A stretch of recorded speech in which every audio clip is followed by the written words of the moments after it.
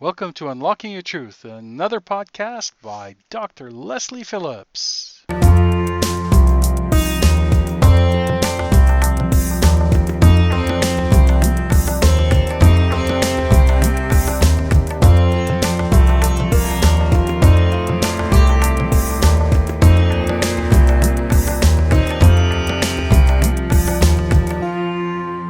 Hello everyone, welcome to Unlocking Your Truth with Dr. Lesley. We'll be with you for the next hour talking about the metaphysical, the intuitive, and things of a spiritual nature. So today I thought that we would talk about relationships, but from a very specific angle. I was talking to somebody today, one of my clients, and he asked me a question. And the question came in 3 parts, and it kind of got me thinking. And so I'm going to read out kind of what he said to me, and then I thought we'd talk about a response to that. And so he said, Dr. Lesley, why is it all the big teachers that are out there, or most of them, seem to focus on abundance? That's like the most popular subject out there right now, and everybody, all the intuitives, everybody's on the bandwagon of abundance. But he said, what good does that do anybody to learn about abundance if you're a mess inside and if your life is a mess? Surely you need to deal with that first. And he said, from all the work that we've done together, surely what would benefit people more is to focus on healing their relationships. I would just like to address those 3 parts of his question in a bit more detail, starting with why is it all big teachers out there teaching about abundance? And I actually think that the true teachers out there, the ones that I admire anyway, what they're actually teaching is alignment. Yes, there are a lot of people who are out there talking about abundance, and the secret and how to attract money and wealth and all of that. But if you watch out for the true teachers, they're more about teaching you how to get back in alignment with yourself.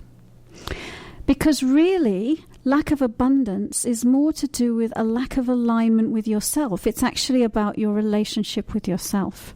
And if you're in alignment with yourself, then abundance will flow through you and to you naturally, because you'll kind of be in the zone. So I would say, yes, there's a lot of teachers out there, but watch out for the ones who are teaching you how to get back into alignment, as opposed to the ones who are teaching you how to attract money and all of that. And then he said, well, what good does it do to learn about if you're a mess inside? And so yes, so that's what we're about. We're about helping people to heal. Helping people to heal. Because exactly, they're hand in hand. It goes hand in hand. Your internal relationship with yourself, your relationship with other people. If they are out of alignment, then you're out of alignment and abundance isn't flowing. So, in a way, they're kind of the same topic. What I wanted to talk about really is whenever there is a misalignment, there is an out of balance relationship of some kind. I've sort of categorized into 3 types of relationship. Your relationship with God, your relationship with yourself, and your relationship with other people. So, of course, the primary relationship with God, and another word for God might be source energy. So when I say the word God, I mean source energy, supreme being, whatever word you like to use for that. Source energy, meaning that this is where you come from. You are a creation or a projection of that source energy.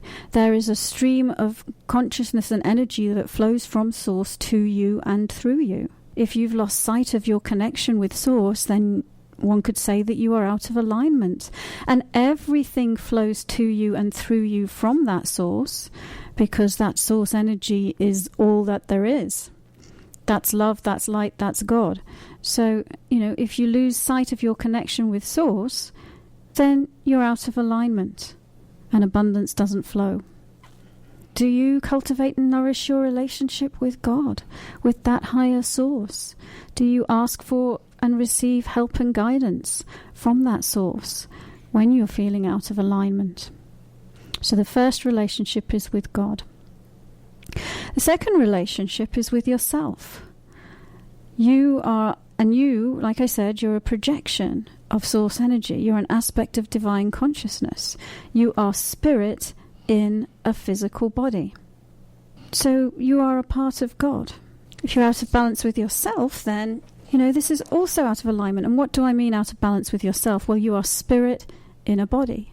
So another primary or important relationship is the relationship between you, the spiritual consciousness, and your physical body. If you don't have a good relationship with your body, how are you going to create the life that you want? How are you going to create abundance? Because you're living this life through your body. So if you have a bad relationship with your body, if you don't take care of your body, if you don't listen to your body, if you override your body, if you ride it really hard and force it to work really hard without taking how it's feeling into account, then you're going to get out of balance. And actually, this is a really common theme for people I see, the spirit-body relationship. And of course, the other one is being out of balance in terms of giving and receiving.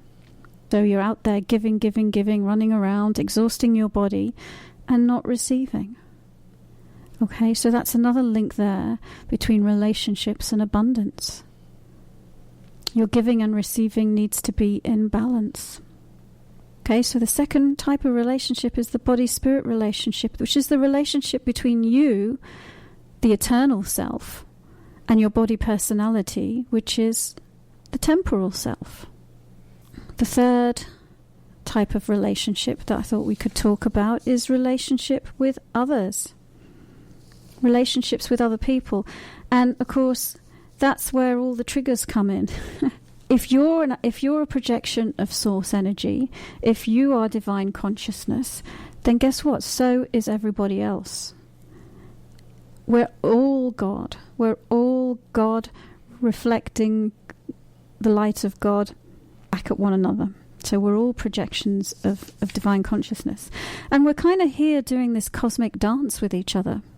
Right? So you can imagine God split itself into a million parts and placed them all on this planet, each a different perspective of God, each a different aspect of God, and then we're all here interacting with one another, playing this kind of cosmic divine dance with one another, all these different perspectives, some perhaps opposite to one another. So now we're talking about relationships with other people. And here's, and just, I know what I was going to say. So imagine that those other people weren't there and it was just you. How would you ever grow? How would you ever expand? So the whole purpose of that divine dance is growth and expansion.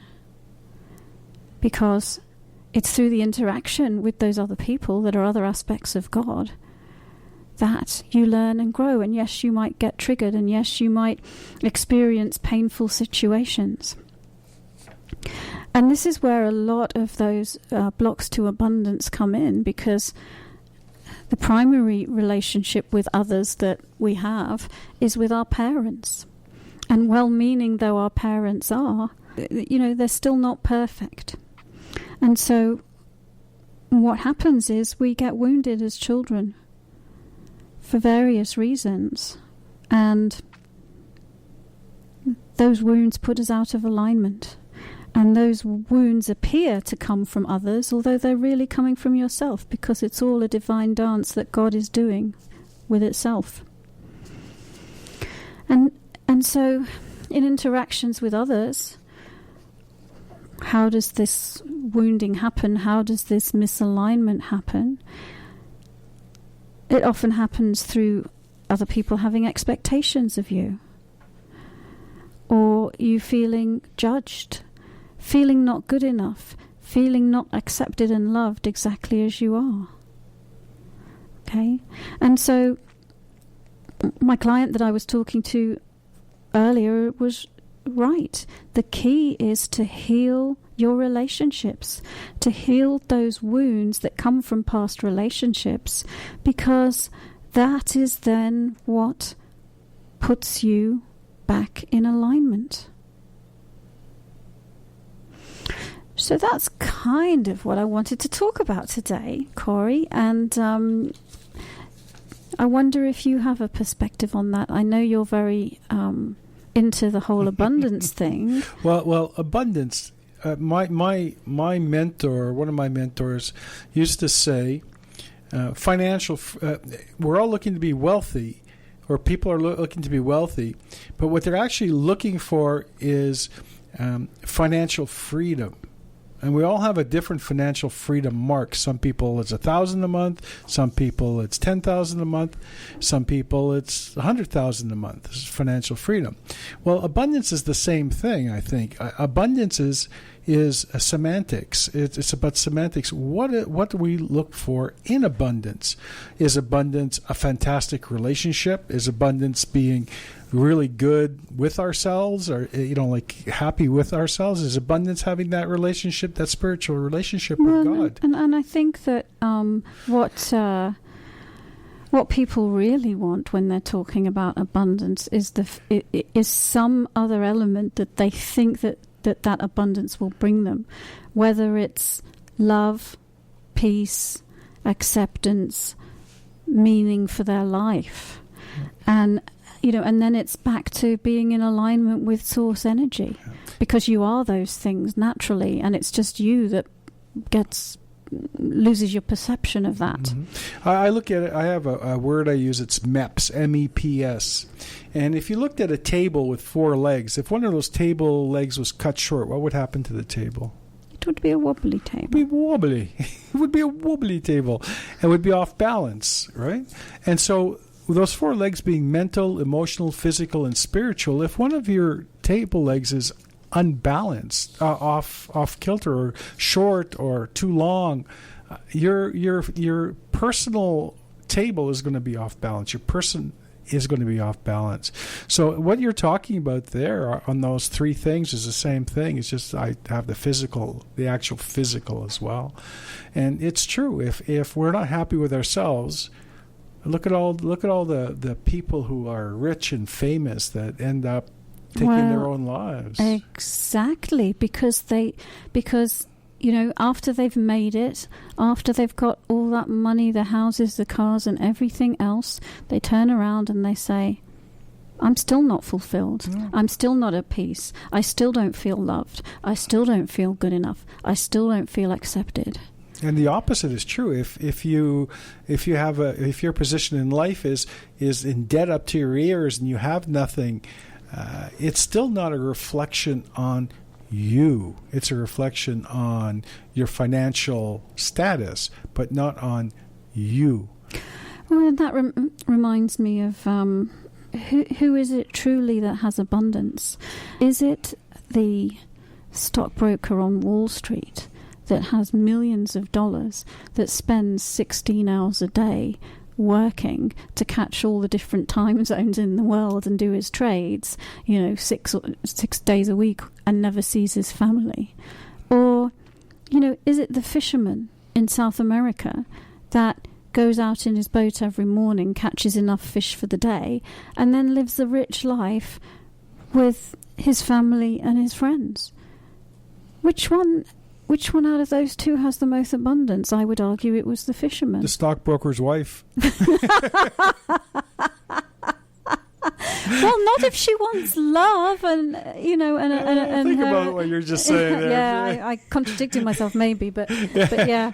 There's love in so many different places. Right? Well, and the whole point is that the primary place that you that love is within you always. One of my heroes, Sherry Huber, used to say, "Be the person you want to find," and that holds true for every form of life. Be the person you want to find if it comes to the physical attributes. Be the person you want to find if it's the monetary aspect. Well, and I think what I would say is be yourself, and then you will find someone who is a match for yourself. I think that's the way I would say that. Be the person you want to find. Be yourself. Who you are, and who you profess to be should be who you are.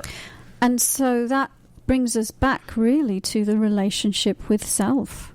Having an authentic relationship with yourself. Truly knowing who you are. Do you know who you are? Because who you are is not all these labels that you attach to yourself. It's not that I'm a stockbroker or I'm a doctor, or I'm a cleaner. That's not who you are. Who you are is a spark of divine consciousness, is an eternal being of love and light, is someone who there isn't even a question about how worthy you are.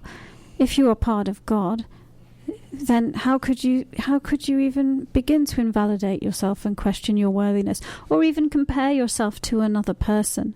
So it really does start with your internal relationship with yourself and with God.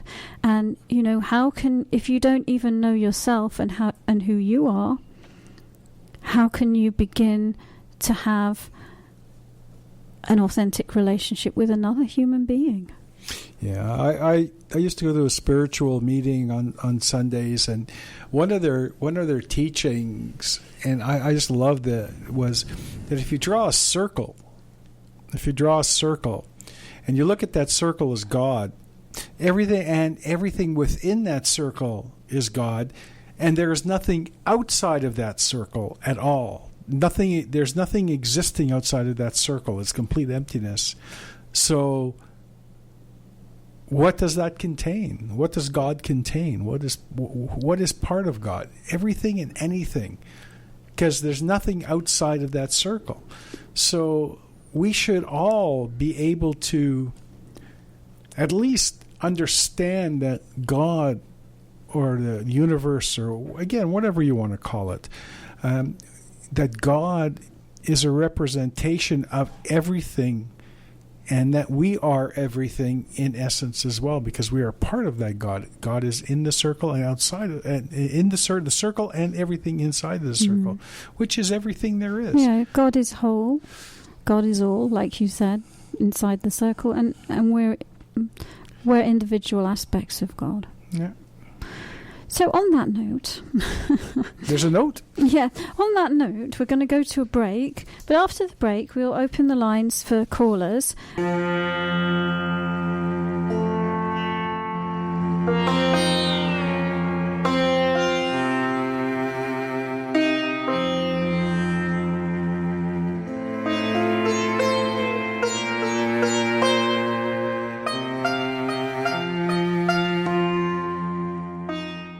Hello everyone and welcome back. We have been talking about relationships, your relationship with yourself, with your body, your relationship with your God, and your relationship with other people. That's been the theme, and also a little bit about how being in alignment helps you with your relationships and your abundance.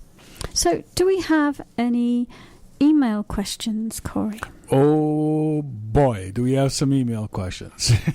Some doozies this week, actually. So here's the first one from Barry. And Barry would like to know, I separated from my wife and went through a painful divorce. Then I met a lady and developed a friendship. My feelings are strong, but are they reciprocated? Should I work on this relationship further or simply let go? I miss being close to someone, but don't want to waste my time. Okay. Barry. Well, thank you, Barry, for writing in, and we'll take a look at that for you. So I'm just going to take a moment just to go into a very light trance and take a look at Barry and his relationship with this new lady, and also the fact that he's been through his divorce. Well, one of the things that I'm seeing, Barry, is that kind of like your energy field is not completely clear of the past time situation with your ex-wife. And so you give me the opportunity to sort of talk a little bit more about what we were talking about earlier. You know, in life we go through challenges and painful experiences, and what we have a tendency to do, instead of just moving on and not holding on to any of that, we have a tendency to hold on to it. And usually because if I hold on to it, I'll remember it and I won't recreate it. But actually the opposite is true. If you hold on to it, you will recreate it.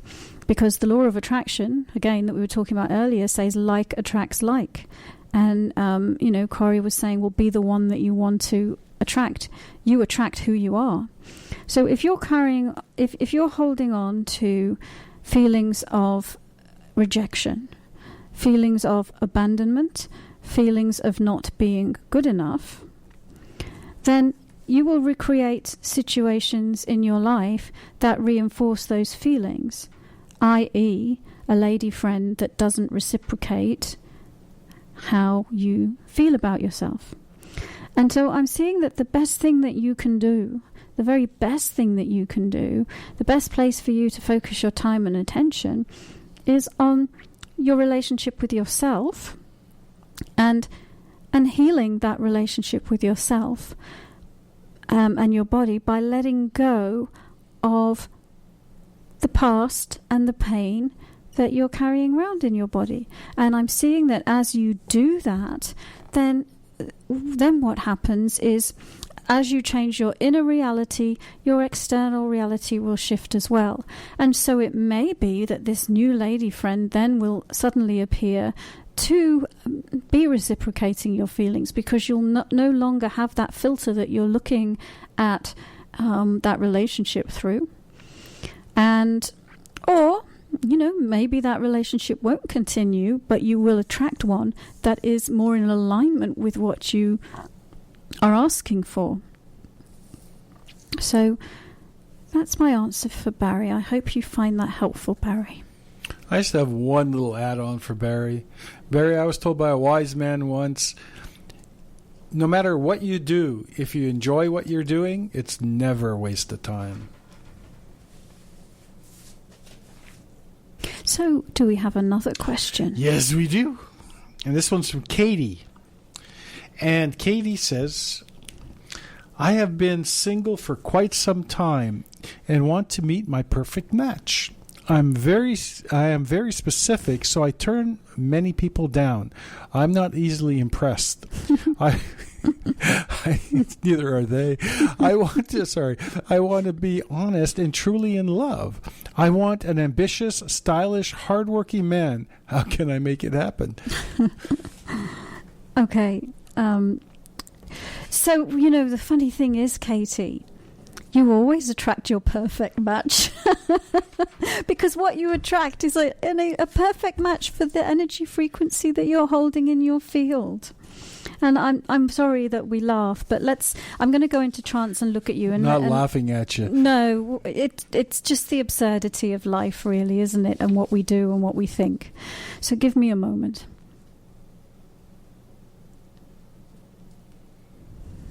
Yeah, and so, I mean, what you're doing is you're basically painting this perfect picture of what your ideal man will be. You have a long list of expectations that he has to match up to. And then you meet people, you measure them against those expectations, and you say, no, you don't meet these expectations. And I have to say, I feel it would be helpful to let go of all of your expectations. You think that by having these expectations that you're doing yourself a service, but you're actually doing yourself a disservice. So as opposed to focusing on what he has to be like, focus on what you want to feel like when you're in a loving, supportive relationship, and ask the universe to deliver that to you. Because you may have no notion of what that would look like. It might not be tick every box in your long list, but you might be very happy. And so that's the first thing I want to say. But the second thing I want to say is, where do these expectations come from, these perfect ideals? Where do they come from? And they come from, and this has to do with your relationship with yourself. And I'm seeing that you have a very deep pain picture, a core pain picture, a core pain inside of you that says, I am not good enough, and I need to be good enough, and I need to prove that I'm good enough. So the way that I can prove that I'm good enough is if I attract this top-notch man who is all of these amazing things, then, you know, that will prove that I am worthy. And I'm seeing that. So I'm seeing that therein lies the issue. Because you don't feel worthy within yourself, you are attracting men that you don't feel are worthy of you. And so again, for you, it comes down to your relationship with yourself. So you've asked a question about relationships with others and attracting a relationship with another, but it always has to begin with your relationship with yourself, and loving yourself and respecting yourself and accepting yourself completely 100% as you are, and letting go of the illusion that you are not good enough. Even if you, I'm suspecting that you may not, you know, I feel that if you were sitting here with me, you might say, oh, that's not true, I love myself. But, you know, I'm seeing that if you really sit down with that, you'll find that, ultimately, yeah, think of it, it's almost like, well, that onion analogy. In the center, yes, you love yourself. And on the outside, you project that you love yourself. But sandwiched there in the middle is some deep pain about not being good enough. So I hope those words help you, Katie, and help you appreciate the importance of having a supportive relationship with yourself as a foundation for building relationships with others.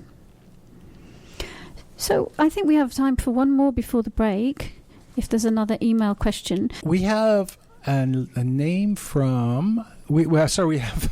Do we? We have a question from Anne. And Anne wants to know, why am I so weak in health, powerless and dependent why I am so weak in health, powerless and a dependent person? How many betrayals? Never got love and respect as I want, especially in relationships. Why? Okay. Well, I'm just writing a few notes so that I remember all of these pieces of this question. So, Anne. Okay, well, let me tune into you and take a look at that question. So Anne wants to know, why am I so weak in health? Why am I powerless and dependent? And why have I gone through so many betrayals and never got never got respect or love? Well, the first thing I see when I tune into your energy is that it's kind of like, you know, sometimes we're sort of in the past, aren't we? We hold on to the past. We hold on to, you know, these past hurts. And I'm seeing that that's what you're doing. That your story is, I've gone through so many betrayals, and you can list them and you can tell the stories of all the betrayals. And I've never got love and respect. And you can tell the stories of the instances where you didn't get love and respect.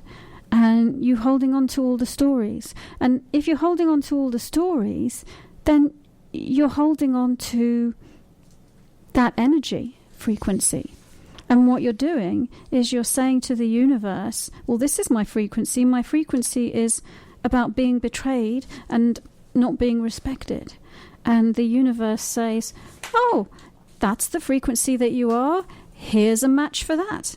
Do you see? You always get your perfect match, right? So more of what you're asking for, more of what you're putting out. And so again, there's a theme coming up with all of these questions, but really for you, it is back to your relationship with yourself and letting go of the past.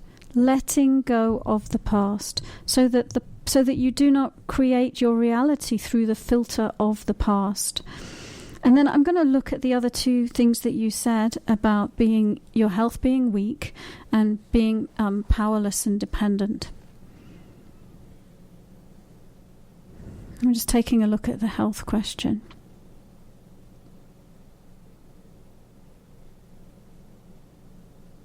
So, in a way, it's a bit chicken and egg, because I see what you're saying about the health, but I also see the belief around being powerless and dependent. And so you create your reality through your beliefs. So believing that you're powerless and dependent makes you powerless and dependent. Give me a moment. I might go quiet a little bit just to look at this in a bit more depth.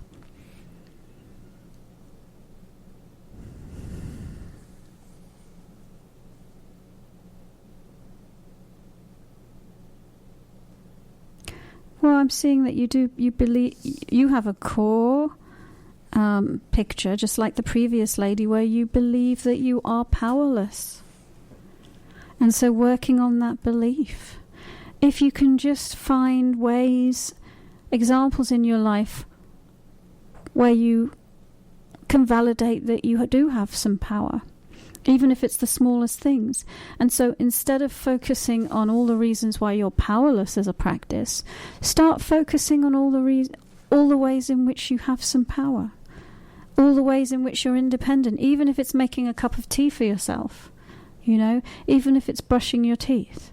Whatever it is that you can find that can validate that you have power and you're independent, and focus your energy on focusing on those.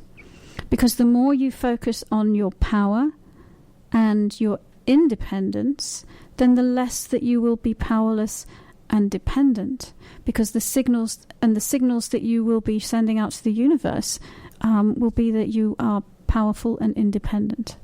And I'm seeing that turning around that belief system will have a positive impact on your health as well.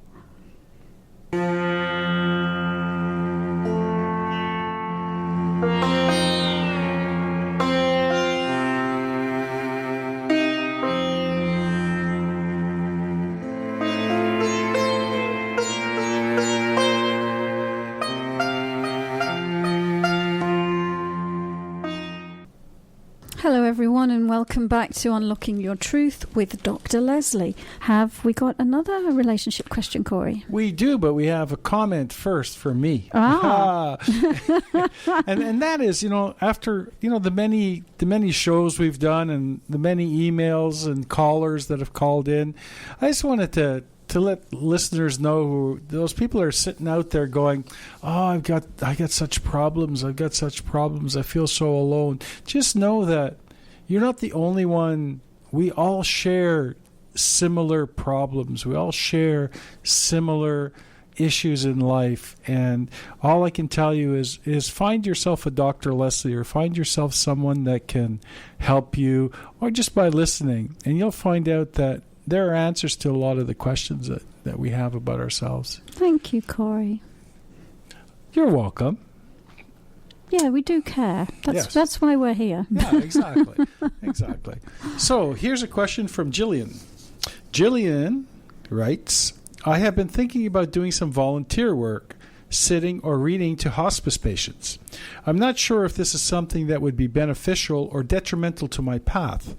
I'm empathic, and I have concerns that being around the emotions involved with the dying patients and families would be far too much for me.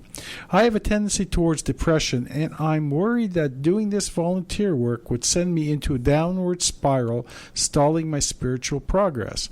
I feel pulled towards doing this, but I am equally leery.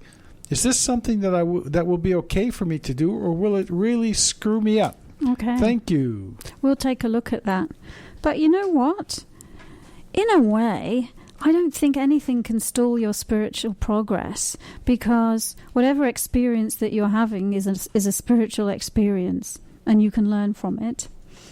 But I know what you're saying. You know, you're wanting to have a fun, enjoyable experience with what you choose to do. So let's take a look, Gillian. I'm going to just tune into you.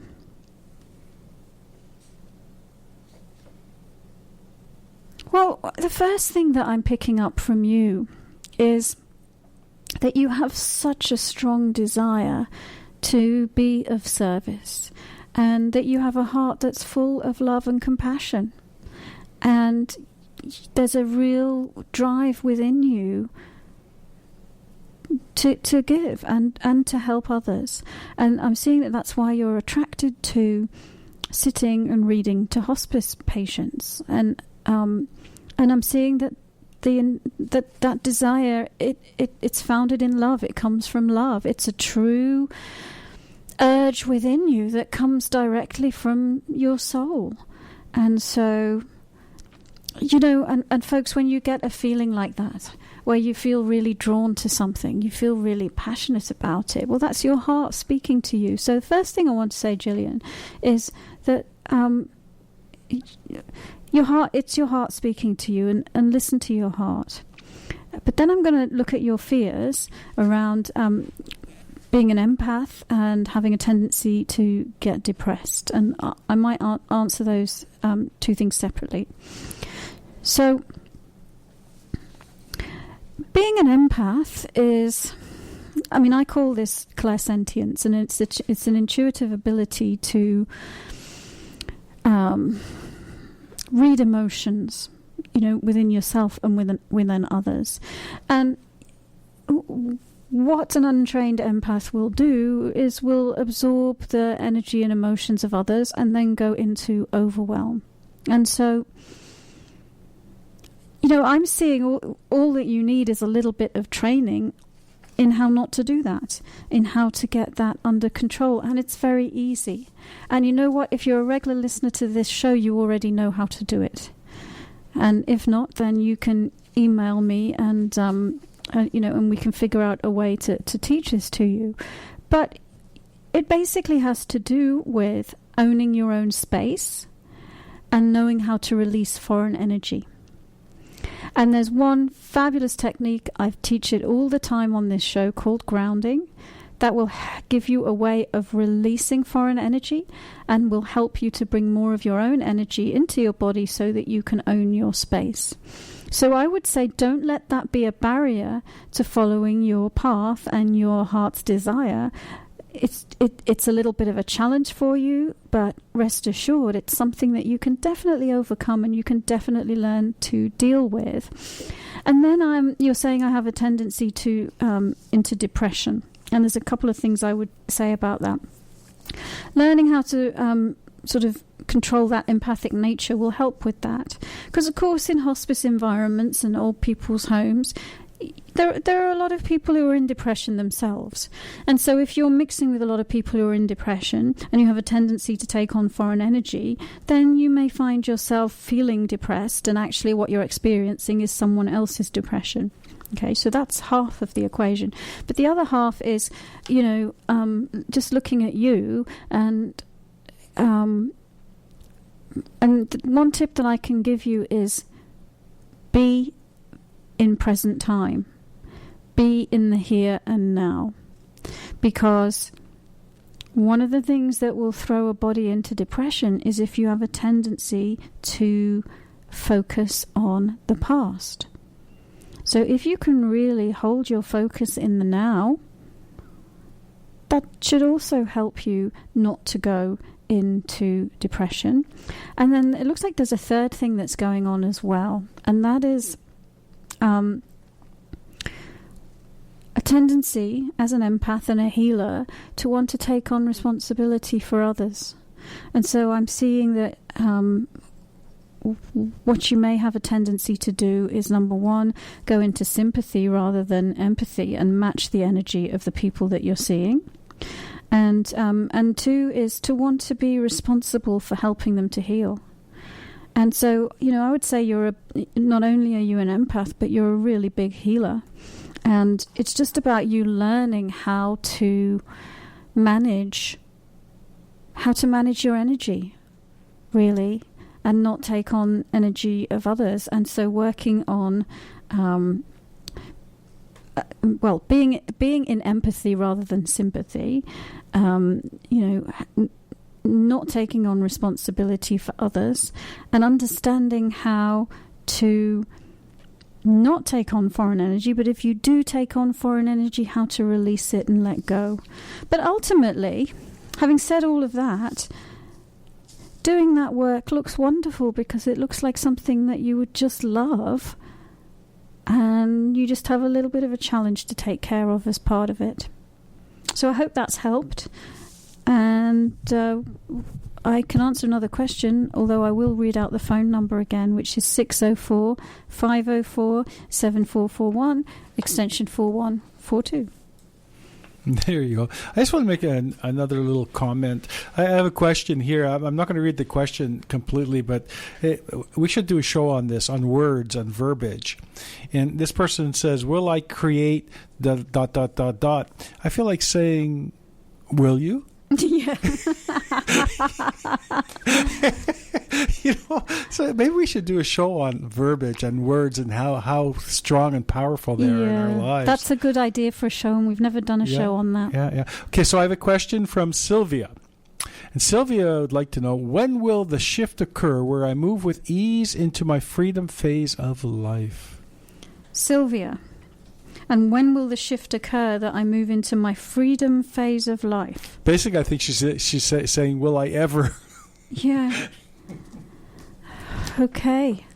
Well, I'll take a look at Sylvia and her desire to move into the freedom phase of her life. See if I can see what she actually means by that. Well, so I am seeing that you're feeling somehow limited and tied down and restricted right now. And I'm seeing that you're finding that to be frustrating, and you really want to extricate yourself from that. So I'm seeing where you are right now.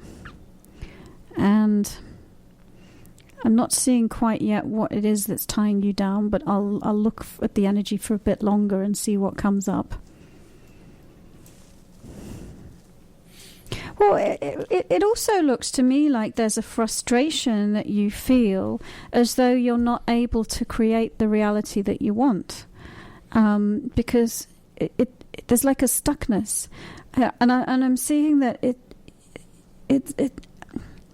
I don't feel that you're really, really grounded enough to